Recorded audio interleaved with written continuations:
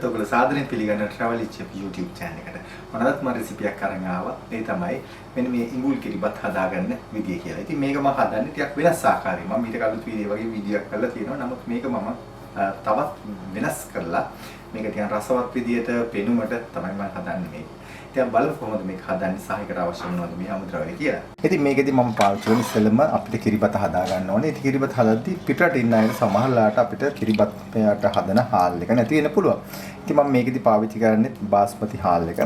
ඉතින් ඒකෙදි මම පොඩ්ඩක් මේක පෙඟෙන්න තියලා තමයි ගත්තේ. ඉතින් සමහර බාස්මති ආත ඇට කැඩෙන්නේ නැති නිසා ටිකක් බෙරි වෙන ගතිය අඩුයි. ඒක නිසා මම මේක ටිකක් බෙරි වෙන්න ටිකක් ඕන නිසා මම මේකට කර වෙලේ ටිකක් වෙලා මේ පැයක් විතර මම පෙඟෙන්න ඇරියා.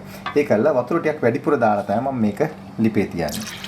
ඒ ලිපේ තියලා අවසානයේදී මම මේකට එකතු කරනවා පොල් කිරි. ඉතින් පොල් කිරි අඳු කෝප්ප එකමාරක් විතර මෙන්න මෙතන තියෙනවා හාල් ග්‍රෑම් 500ක ප්‍රමාණයක්. ඉතින් ඒකෙදි මම වතුර ටිකක් වැඩිපුර තියනවා. ඒ කියන්නේ පුරුක් දෙයක් විතර වගේ ප්‍රමාණෙ වතුර තියාගන්න.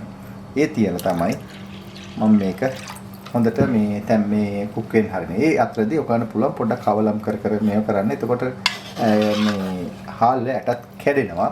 මම මේ කියන්නේ මේ බාස්මති පාවිච්චි කරනවා නම් විශේෂයෙන් පිටරට ඉන්න අය ගැන හිතලා තමයි මම මේකට කියන්නේ. ඒ කරලා මේකට මම ලුණුත් ටේබල් ස්පූන් එකක් මම මේකට එකතු කරනවා. මොකද ලුණු රහ හොඳට තියෙන්න ඕන නිසා. ඒ කරලා තමයි මම මේක ලිපේ තියාගන්නේ. අවසානයේදී බත වතුර හිඳිගෙනකොට අපි පොල් කිරි ටික එකතු කරනවා. නමුත් ඔයගොල්ලෝ මේ ෆ්‍රෙෂ් පොල් පාවිච්චි කරනවා නම් ඔයාලට පුළුවන් දිය කිරින් මේ ලිපේ මේ බත් එක තම්බ ගන්න.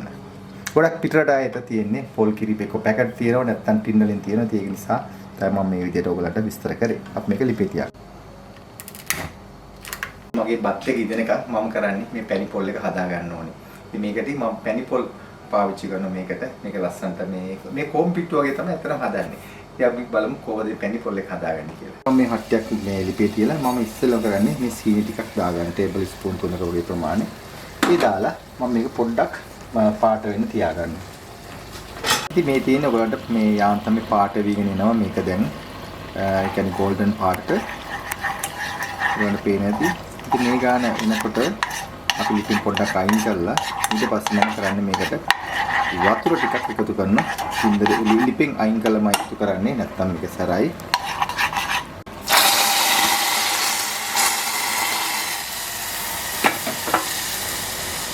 ඊළඟට මේ විදිහට වතුරට එකතු කරගත්තා. ඊට පස්සේ මම එන්සල් කාබෝනේට් කුරුදු පොතු මේ වගේ තලාගත්ත ටික මම මේ විදිහට එකතු කරනවා මේකට. ඊට පස්සේ මම තව සීනි පොඩ්ඩකුත් මේකට එකතු කරනවා. තව පැන් රහ වැඩි කරගන්න ඕන නිසා.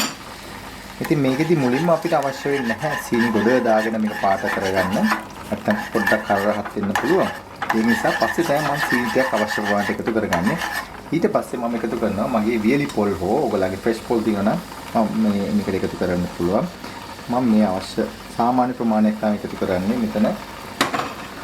ඊට පස්සේ මේක මේ විදිහට ඔයාලා පේන ඇති පාට ඇවිල්ලා තියෙනවා.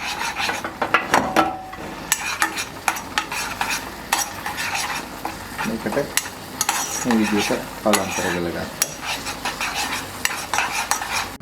ඉතින් මගේ පැණි පොල් එක ලෑස්ති. දැන් මගේ කිරිබත් එකත් මම මේක හදලා පොඩ්ඩක් නිවෙන්න ඇරියා. නැත්තම් මේක අමාරුයි කරන්න. ඉතින් ඒ නිසා මේ බන් කිරිබත් එක හොඳට බෙරි වෙලා තියෙනවා මේක. ඊට පස්සේ මම මුලින්ම කරන්නේ මෙන්න මේ වගේ කෝප්පයක් අරගෙන අඬු කෝප්පයක් අරගෙන මේක අපි ලෑස්ති කරගන්නවා. මේ මෙන්න මේ කිරිබත් මේ විදිහට දාගන්න. ඔයාලා පේනද මම කිරිබත් මේ වගේ එකක් දැම්ම ඇතුළට.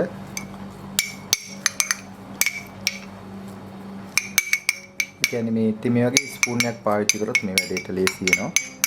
ඊට පස්සේ මෙන්න මේනුත් පැණි පොලුත් මේ විදිහට අපි එකතු කරගන්න මෙන්න මේ විදිහට.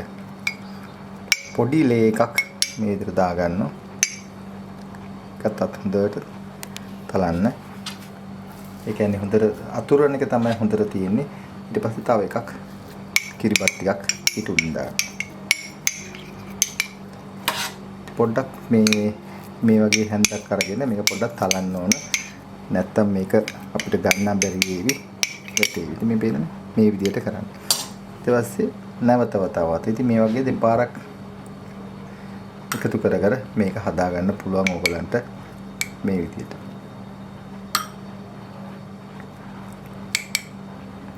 ඉතින් මේ වගේ පැණි පොල් මේ විදිහට ගොඩක් එකතු කරන්නත් පුළුවන්. ඊට පස්සේ මේ වගේ ආවොත් ඔයගලන්ට වටින් පිහිද ගන්න. පිහිදගෙන ලස්සනට ඔයගොල්ලෝ කරන්න.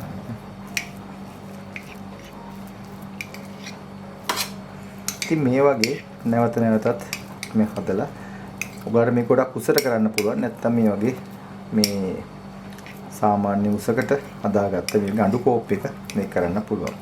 ඉතින් ඒකල්ලා මේක හොඳට තද කරලා ඊට පස්සේ අපිට අවශ්‍ය කරන භාජනයේ උඩින් මේක මේ විදිහට අනිත් පැත්ත ගහන්න පුළුවන් මේ ආකාරයෙන්.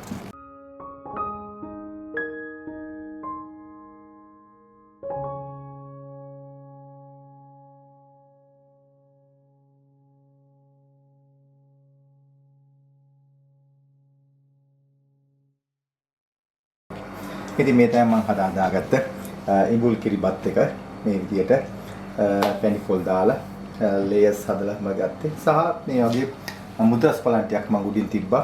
ඒ වගේම තවත් මගේ ළඟ මේ ලාවේ නෑ. නැත්නම් රට ඉඳිත් මේක උඩින් ලස්සනට තියන්න පුළුවන්. ඉතින් මේ විදිහට මේක සකස ගන්න පුළුවන්. මේ විශේෂ අවස්ථාවකදී විශේෂයෙන් අවුරුද්දකදී විශේෂ අවස්ථාවක් ආපු වෙලාවකදී මේ වගේ දේකුත් හදලා බලන්න පුළුවන්. ඉතින් මේක හරිය රසට හදා ගන්න පුළුවන්. ඉතින් ඔයගොල්ලොත් මේක හදලා බලන්න. ඉතින් මොන ඔයාලත් මේ වගේ ඉඹුල් කිරිබත් එකක් හදලා බලන්න. ඉතින් මේකේ මොන හරි ගැටලුවක් තියෙනවා නම් අපිට සුපුරුදු පරිදි කමෙන්ට් එකක් දාන්න Facebook කරහා. ඕ නැත්නම් අපිට පුළුවන් ඔයාලා Travel Chef YouTube channel එකේ ඔයාලා කමෙන්ට් කරන්න පුළුවන්.